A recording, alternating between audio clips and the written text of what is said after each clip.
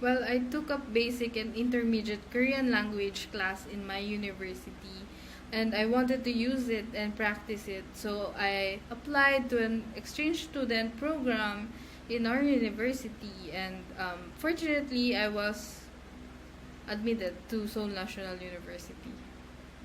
I chose Korea because it was a country that was really foreign to me at that time. I really didn't know a lot about Korea, but I do know some friends who have been to Korea as exchange students. And I really took that as a positive sign that Korea is very welcoming to international students and that there are a lot of opportunities out there.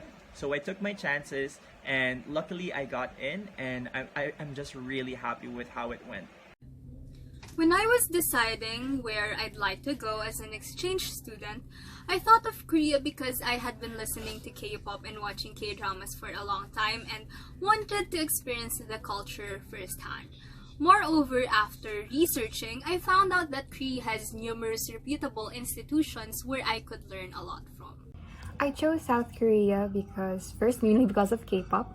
I love K-pop and I'm really interested in their culture, and also because I've been there before as a tourist and I really want to experience life as a student because I know it would be very different.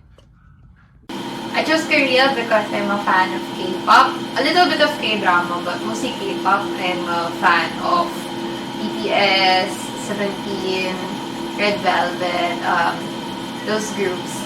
And the time I was choosing schools to apply for in 2016, my choices were narrowed down to Korea and Japan.